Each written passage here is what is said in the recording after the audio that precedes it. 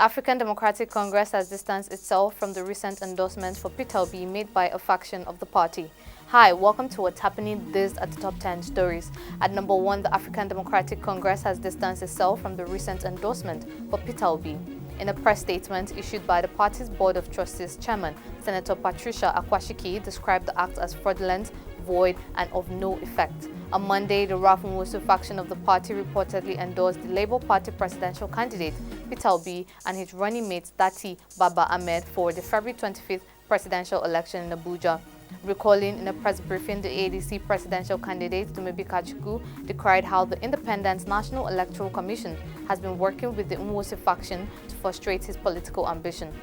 At number 2, Justice Chukwuemeka Aneke of the Federal High Court sitting in Lagos has stopped the Independent National Electoral Commission from engaging the services of the chairman of the Lagos State Parks Management Committee, Musiliu Akinsanya, popularly known as MC Oluomo, to distribute election materials in the state pending the hearing and determination of a suit filed by the Labour Party and 5 others. The court granted an order of interlocutory injunction filed by the Labour Party and 5 others restraining the Independent National Electoral Commission of Nigeria from doing this. At number 3, gunmen have attacked another police station in Anambra State. They attacked the Awada police station near Obosi in the Idemili North local government area of Anambra State. It was gathered that the hoodlums invaded the police facility around 2:18 a.m. on Monday and engaged the operatives on duty, where about 3 of the hoodlums were said to have been shot dead. The hoodlums were repelled by gallant security personnel, with 3 members of the gang taken down after hot exchange of gun battle. At number 4, a protest on Monday erupted in Ogun State over the naira scarcity. In the videos that surfaced online, commercial banks were burned in the Sagamu area of the state. Last week Friday, a protest had erupted in the Mowe-Ibafo area of Ogun State, with many residents blocking the Lagos-Ibadan expressway in protest of the woes and hardship caused by the lingering scarcity of the naira.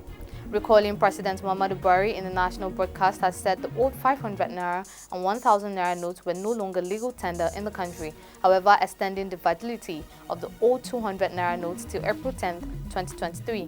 At number 5, the Abuja division of the Federal High Court admitted Ali Bello, Governor Yahaya Bello's nephew, and 3 others to 500 million naira bail each in an alleged 3 billion naira fraud trial.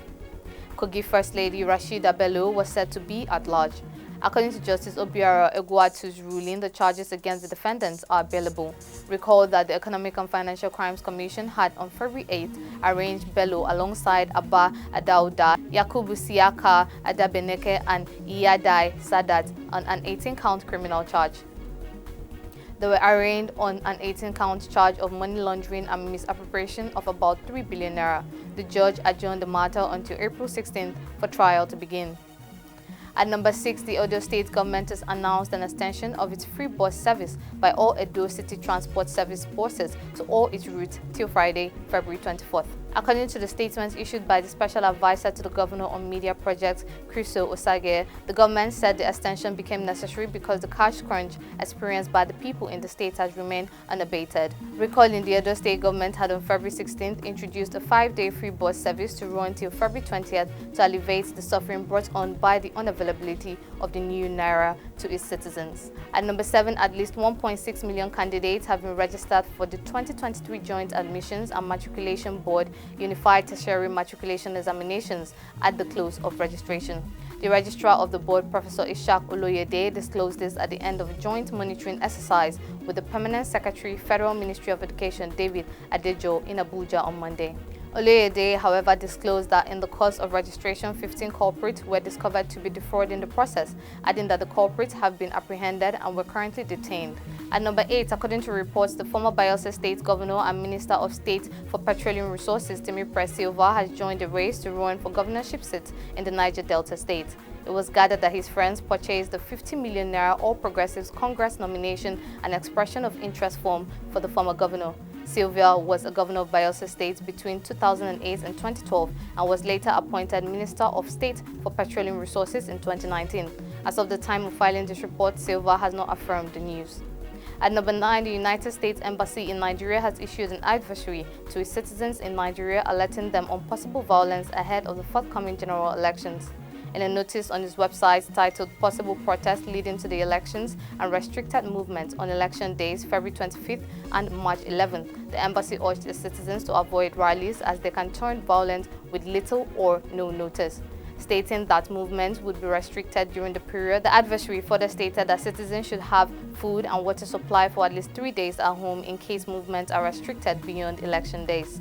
Finally, at number 10, the search and rescue team for the Turkey-Syria earthquake have discovered $2 million buried under the rubble of one of the collapsed buildings. In a video that made the rounds on social media on Monday, the team were seen pulling the money from the ground and putting it into a bag as they counted the cash.